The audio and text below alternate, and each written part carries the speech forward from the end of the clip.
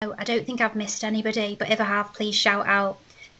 They're all doing very different courses at very different universities, and I just think it'd be really worthwhile if you guys use the opportunity to ask these old boys and girls, not that old at all really, but older boys and girls, to ask them any questions and some advice really for going forward.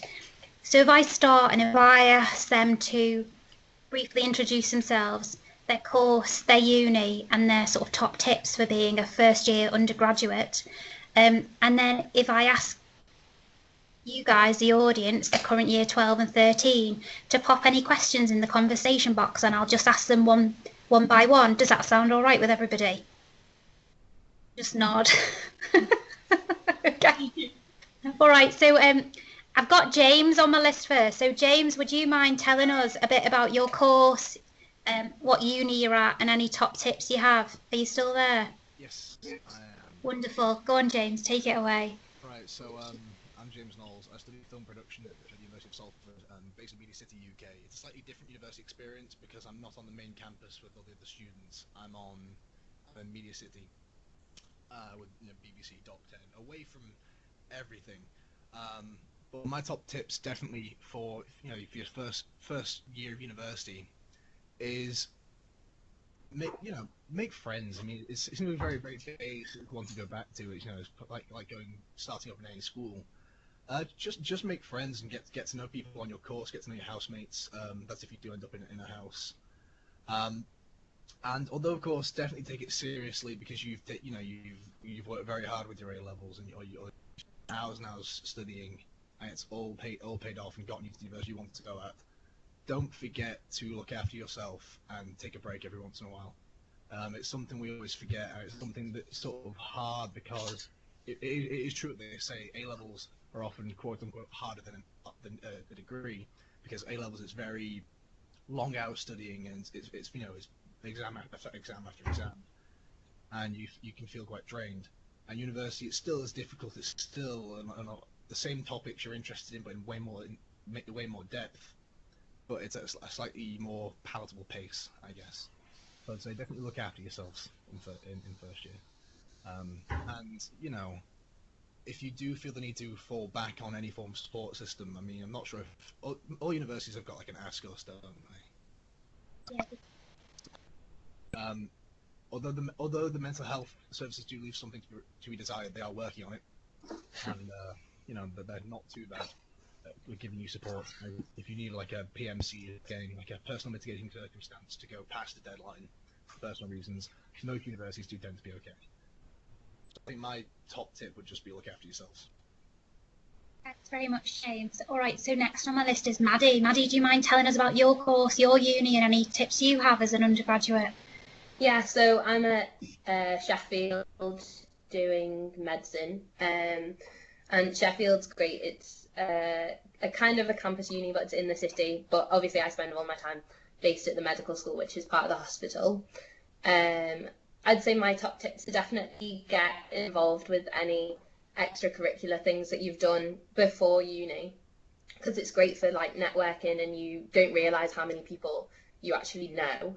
And then another thing that I think I've definitely realised is that sometimes like there's a big expectation for you to always enjoy uni, and it's the best years of your life, and it definitely is, but also it's okay to not enjoy it for a bit of time and to settle in. But no, definitely get involved with as much as you can, because it's a great way to widen your network. Thanks, Maddie. And Kyra? Okay, hi, I'm Kyra. I do German and Arabic at Durham Uni. I'm in St Mary's College in Durham. So like Durham's a collegiate uni, so there's 16 colleges. So it's quite small. Although it's like in the city. I'm not speaking very well here, am I? Right, so it's in the city, and there's not much of a nightlife or anything, but it's a really nice community. So you have you in college, you have your college mentors, then you have like your college family, which is people in older years, and then you have your college husband, and like you get college kids as you move through the uni and things like that. And I think it's really nice, it's really good, really enjoyed myself. For top tips, I would say don't stress out too much about your workload. It's first year, like you have to. It's obviously something like you're gonna have to like adjust to. I think there's quite a lot of change like academically because from like a lot more independent learning at uni. Like you have to kind of self motivate. You have to remember like that you have to like do you read in your own time and manage your time a bit better than you do in school. I think another thing that I didn't do really in uni was I packed far too much, just logistically. So I took far too much stuff to uni. And again, as Maddie said, like get involved as much as you can. Like just try whatever you want. Like when you go there, there's always a random extracurricular activities at uni. There's all sorts. Like there's like I think there's an assassins club where you can go around and shoot people at my uni and stuff like that. And just you make friends. Like make the most of it. And again, don't like the support network's there. Like if you're struggling, the chances are other people are going to be struggling as well. Like don't be afraid to reach out and like use the support networks that are around you. And also don't forget to visit your family. Yeah. All right, Ellen, are you there? Yeah, I'm here. Hi, Ellen. So can you tell us about your course and your uni and any tips that you have? Yeah, so I'm Ellen and I'm a second year dental student at Birmingham. And I'm really loving it so much. My top tips, probably for the beginning, is just like be brave. Don't be afraid to be out of your comfort zone. Like one night in Freshers, no one in my flat was going out, and I'd seen a girl who like I kind of knew from rowing at home, but like not well at all. And I just like Instagram DM'd her saying like, "Are you going? Like, can I come with you?" And I like went and met so many people, and it was like so uncomfortable for me to message her, but it was like, yeah, something really good that I'm glad I did. And just talk to absolutely everyone you can. Don't be afraid to do that. Everyone's there at the beginning to make friends, and you just have no idea at what point you're going to meet like the people who will be your best friends from then on. So talk to as many people as you can because you don't know where you'll find your people.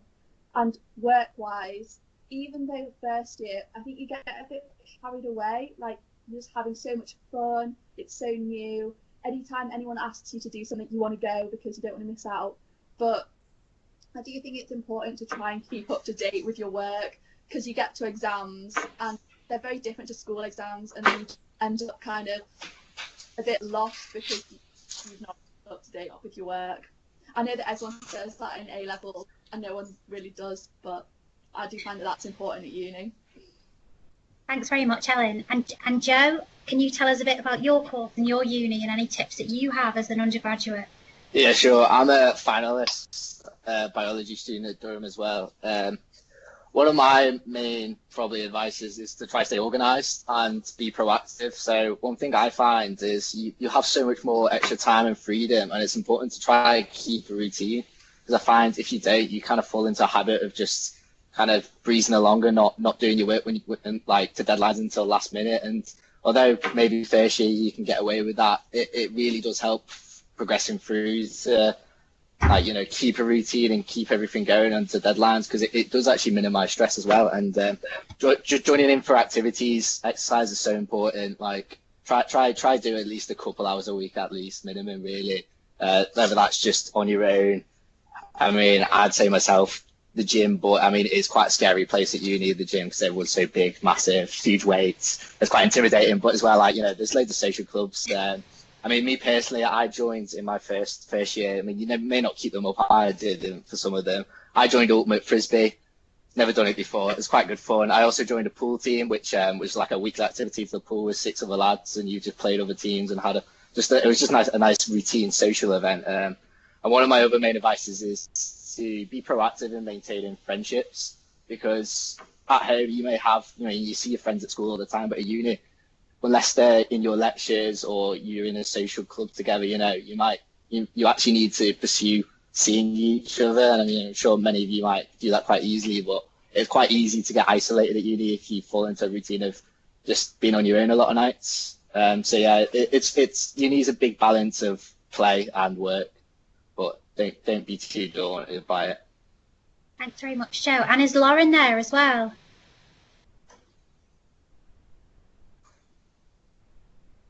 Yeah.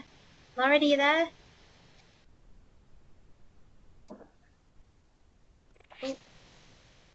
No, Lauren. Okay, so I thought we'd open it up. So I've got a couple of questions that I want to ask, and feel free, any of you, to jump in. And then if we can put it to the students and get them to ask things they want to ask, because I'm conscious that I will completely take over this and probably not get answered anything they want answering. So I wanted to ask, is there anything you wish you'd known before you started? Anything that someone could have told you just to help support that transition? Anything you got there and thought, why did nobody tell me about this? Is there anything you wish you'd known about? I think if I could answer, I think one thing that I didn't realise is you think that you're kind of one on your own.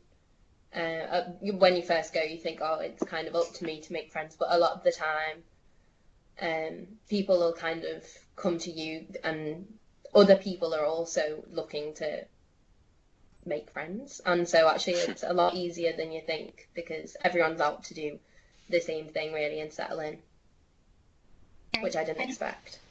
Yeah, so everyone's sort of in the same boat, I guess, aren't they? Yeah, it's quite scary at first, though, I imagine. Anyone else got anything that they wish they'd known before they started?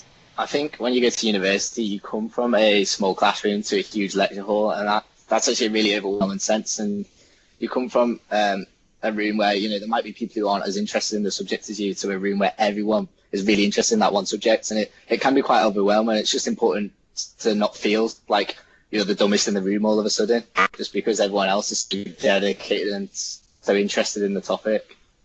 I haven't ever thought about it like that, but yeah, you're absolutely right. Everyone's chosen to be there on that course, haven't they? Yeah, that's a really, really good way to look at it.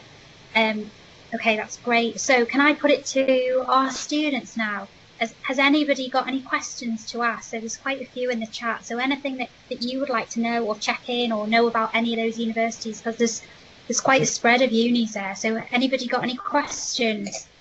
Come on, don't be shy. Oh, people are typing.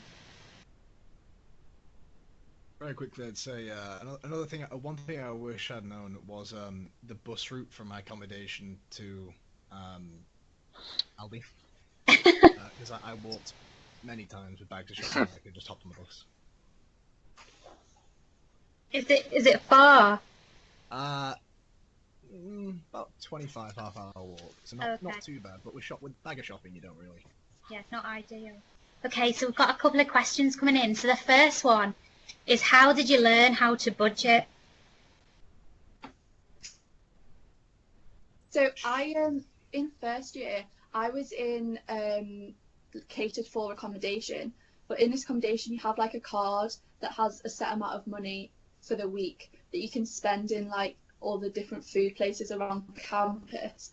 And I found that really, really helpful in terms of getting used to budgeting, because like every time you swipe it, it pops up, shows you how much money you've got, and like it's just a really safe kind of way that, like, you know, you've got your card with your money on.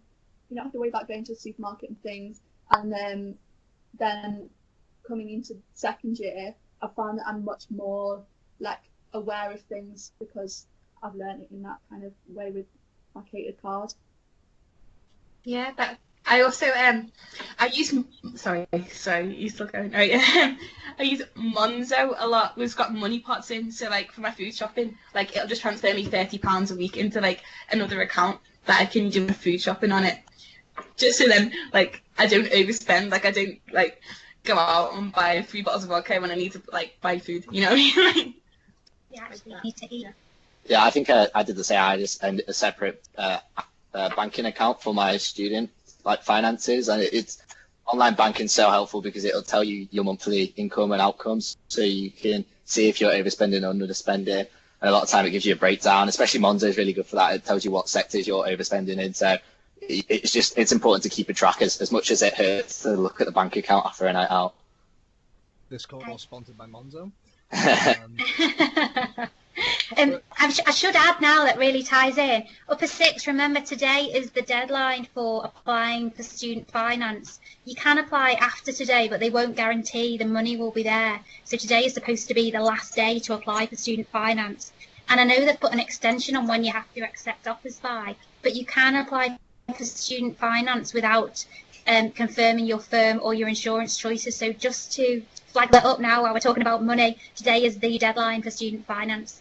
Okay, another question then. Someone's asked, what's the worst thing about university?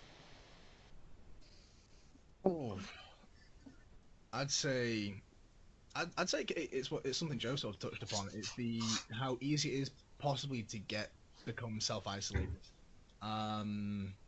especially if you've yet to find people who you get on with well as the embers of new friendships. If you've not felt you've made a connection with anyone and you're still within yourself, you can end up feeling quite isolated.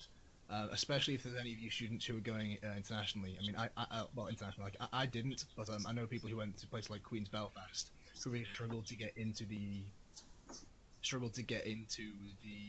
cultures over there and integrate into the different societies and really get with people, and they found that quite tough. And you know, it's such another thing. There's no shame in if you go to a university, just because you don't like it, you can always go to another. Well, it may put you off by a year, but it's better to look after yourself and make that hard choice of leaving one university and going somewhere more comfortable. Yeah. Yeah, no, absolutely, yeah. Anyone else then? What's the worst thing about university? I think for me, it was like learning how to say no and then bouncing out of like the fear of missing out and things like that. Like, I don't know, I kind of made like a group of friends at the start of like in Freshers Week that were all very much like going out all the time. I was exhausted. And then like I just felt really overwhelmed because I'd like signed up to loads of clubs and things like that, and then I wasn't on top of my uni work. So I think it's learning like when to take care of yourself and knowing when to like have a night in and knowing when to like say no and take a break and like take some time for yourself and have a bit of self-care and things like that. And like it's like okay to not go out all the time. Like it's okay to just sit down and watch a film on like or something, you know, like Yeah, absolutely. Okay, someone's asked, so Elizabeth, do you mean because you're going somewhere local, is that what you mean? Yeah. Yeah, okay, so somebody's asked, they're looking at going to a local uni, and they've said, do you think they will miss out on everything if they're sort of commuting, so they're not living on campus or at the university? Do you think you'd hugely miss out if you're sort of living at home, I guess is the question. I mean, you guys might not be the best people to answer this because you're all living at university. But have you got any friends or any advice, or what are your thoughts on this? Do you have anyone at uni that's just sort of commuting in and living at home? So I know someone who actually did their full 3 years.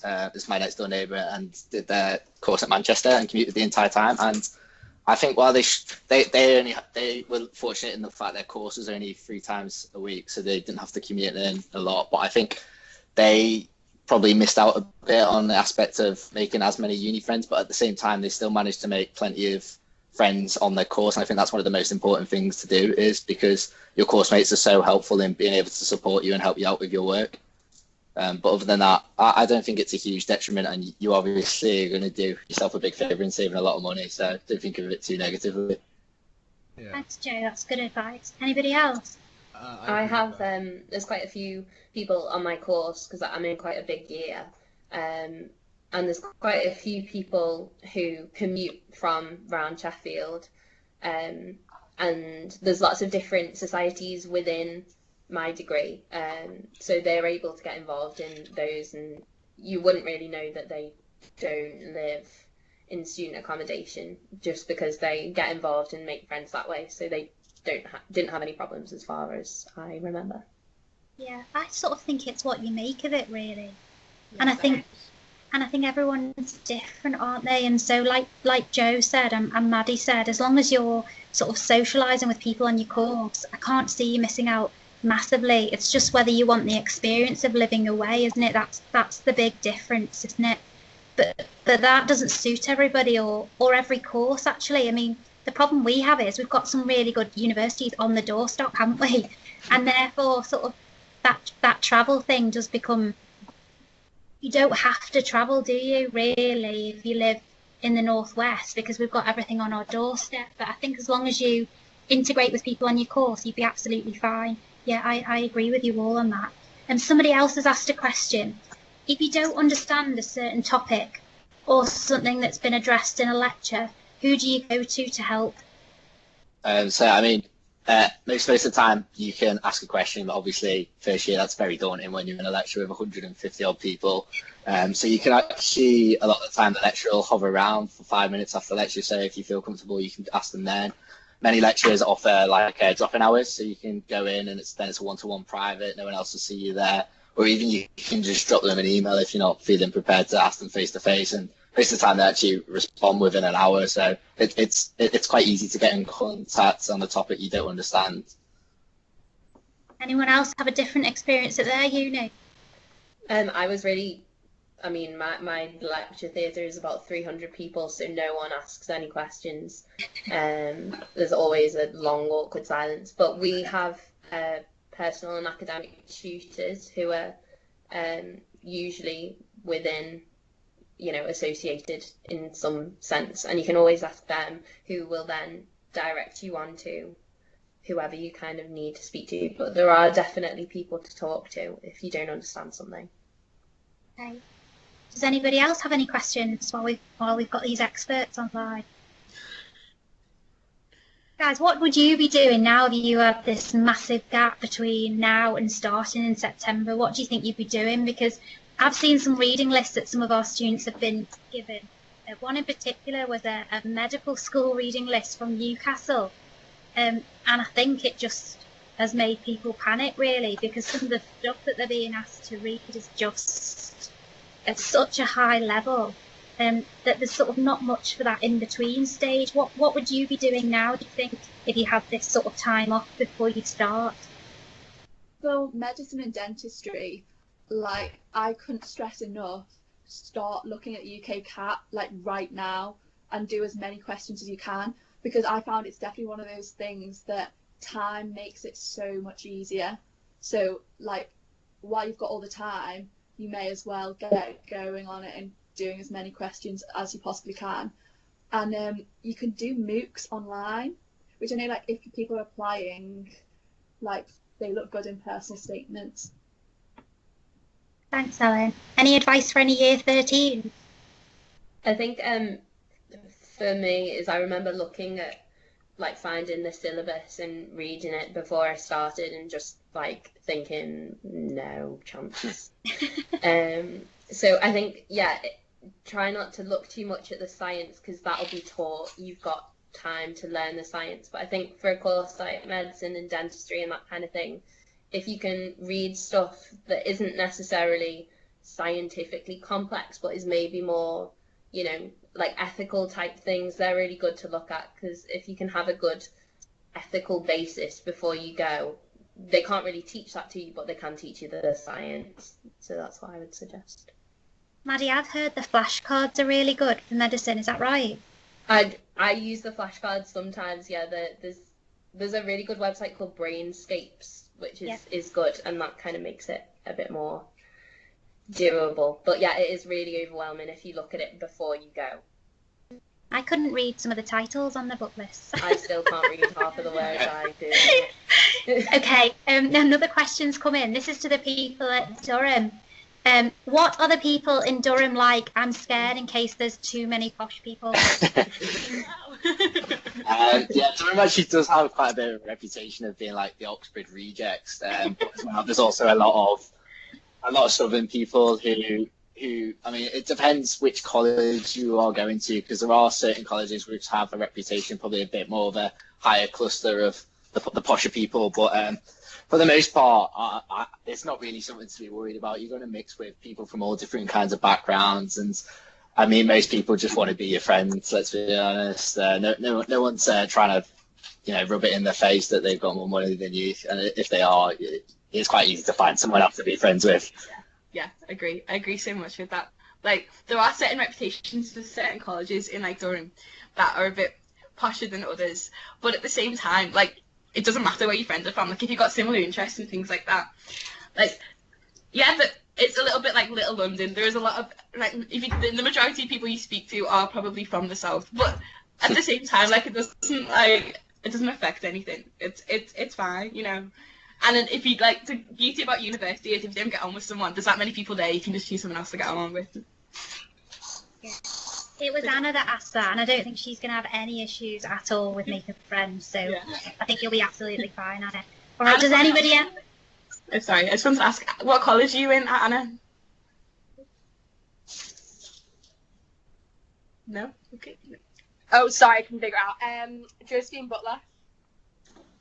That doesn't have a reputation for anything like that, so you're fine. It's very friendly, a big college, so there's plenty of people there. Yeah. Panic over, Anna. You'll be absolutely fine. Okay, and you can always be friends with Joe and Kyra. Okay, another question. It's actually directed to Maddie. I hope you don't mind, Maddie. So singling you out a little bit here. What have you enjoyed the most and least about studying medicine at Sheffield so far? Oh, that's a really good question. I absolutely love it. First off, it's really, really good, and Sheffield course is great.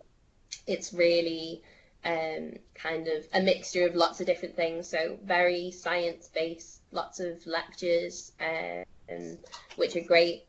And we get to do dissection, which is really good learning tool.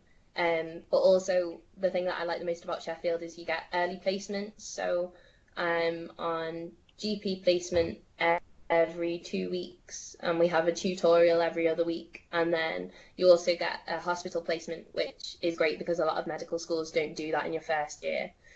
So that's been really, really good. And it's, as much as it's a big year, I think there's 320 in my year. You do get really good feedback, and it's quite personalised, really. I think the thing that I don't like about studying in Sheffield is the hills. There are lots of hills everywhere. It's very hard to walk anywhere. But again, that's kind of a good thing because you can walk absolutely everywhere. It only takes me 10 minutes to walk to the medical school. So no, it's really good. I couldn't suggest it more. There you go. So not really any negatives there for Sheffield. It's just hard work, that's all. Okay, any more questions coming in from our students? Can I ask you all how you're finding the virtual world and being away from university? How does that feel? And have they given you any indication of what things are going to look like when you return, or have you heard anything? I know Liverpool are about to release what they're doing next week, I think. I had a lecture yesterday saying that they're hoping to bring us back on the 30th of June. Because I became a clinical dental student a week before we broke up. So I was meant to be like learning all my clinical skills this term and seeing my first patient and everything.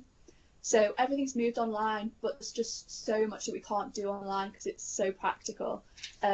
So we're literally going to be the only 70 students back in Birmingham doing clinical skills, which is quite good because I live with 7 dentists. So I've literally been moving back to the full house, so it's quite good.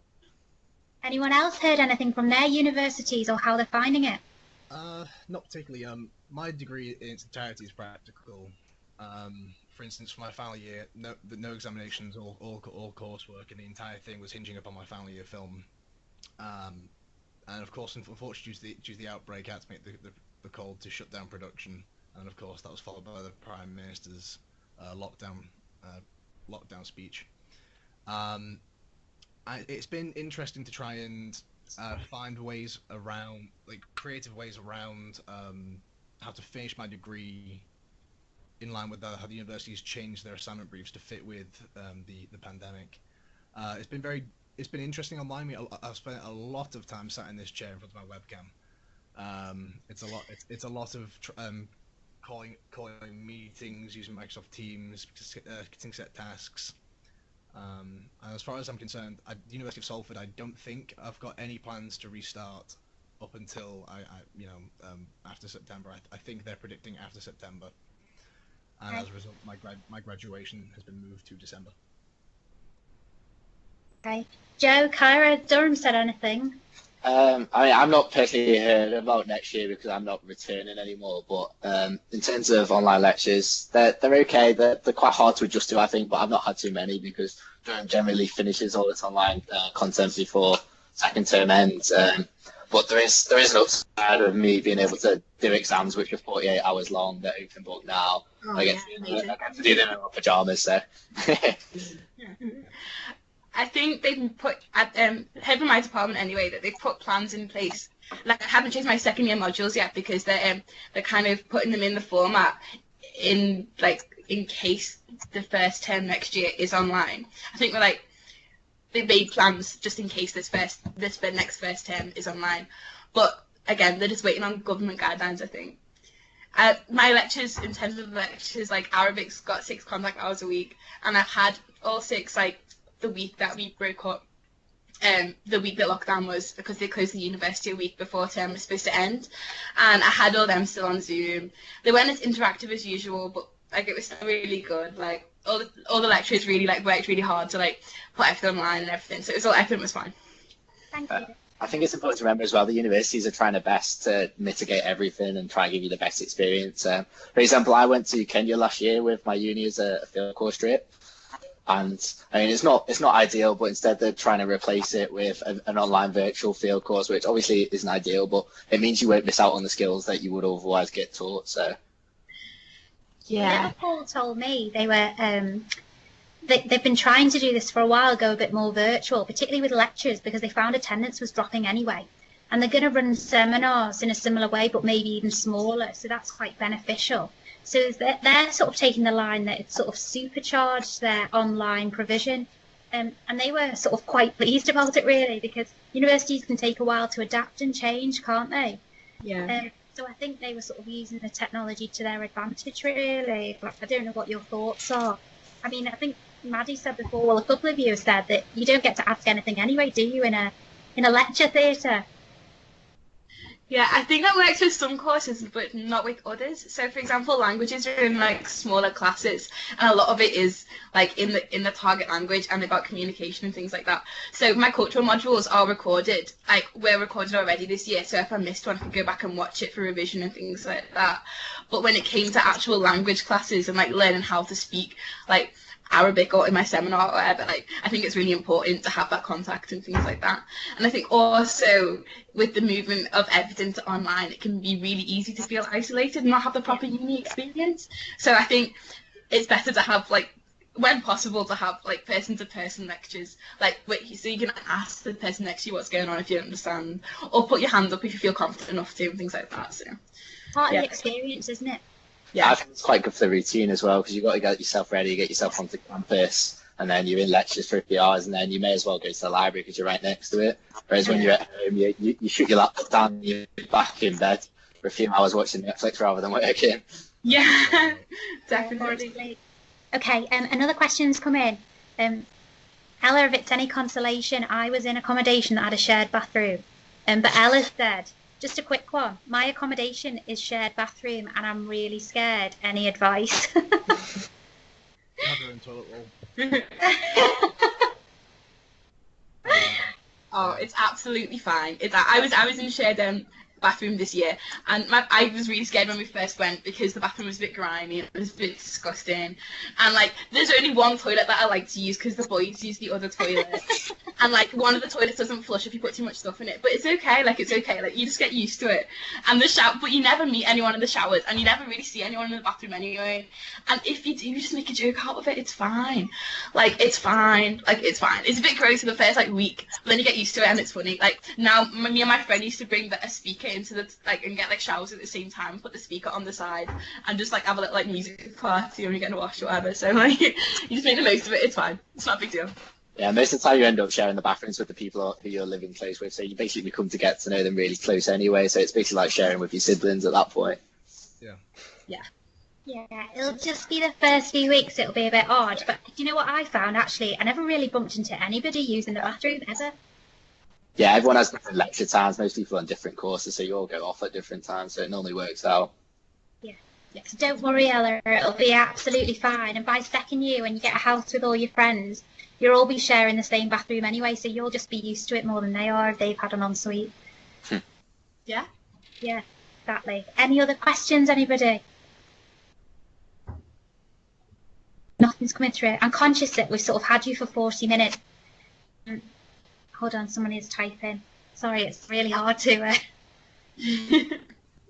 Okay, what are your plans for this summer? That's a good one. Go on, Ellen, what's your plans? I'm only asking Ellen because she's on the far left, so it makes sense. So hopefully, fingers crossed, I will be going back to Birmingham at the beginning of July and staying there. I was meant to be going on a medical and dental brigade to Honduras and in August, and so far it's not been cancelled, but I'm obviously expecting it to be. But yeah, so that's my current plans, but I definitely think they're probably going to change.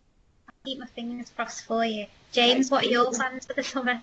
Well, the UK government have just released guidelines that filming in the UK can resume. So hopefully I can restart my production on my final year. Well, it was more than final year film because we've. What's one thing? If you have any work that's tied in that can be helpful to your career, and also a module, take it seriously as if it's not just for a module. That's what the final year film. So a lot of it's going to be trying to find work, like run a work in the film industry in the UK. Hopefully, once this all restarts. And hopefully that will be sooner rather than later. Joe, what are your plans for the summer? Obviously, mine's been a bit shifty because I'm not really sure what I'm going to be doing next year after thinking I was going to do a master's. So, I mean, I hopefully just find a job just to keep time ticking until next year, and just try keep healthy and keep up friendships from try maintain friendships from school that I've not kept in touch with, and visit old uni mates wherever they end up. Are you thinking about doing your masters at Durham or somewhere else? I'm actually thinking of doing it in Newcastle. Okay. And what are you thinking about doing? So it's called ecological consultancy, which is just a more specialised version of what I'm already doing. It's mainly because that's the field of profession that I want to do, and I'm not really ready just to go dive straight into the working world yet. So, I mean. So what do you want to go into, Joe? Do you know?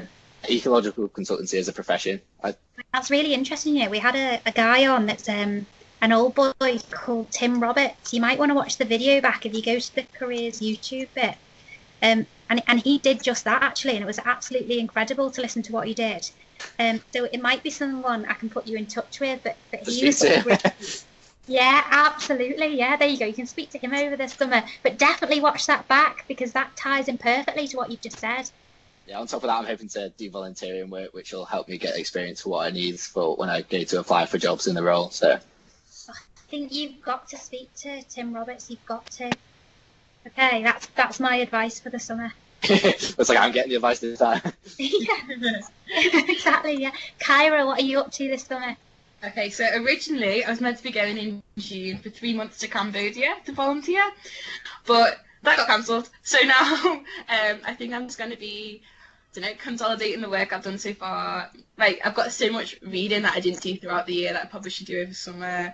I don't know, like lots of virtual pub quizzes with my friends from the south, and just like keeping language skills up, going out with friends, see friends, whatever. Yeah.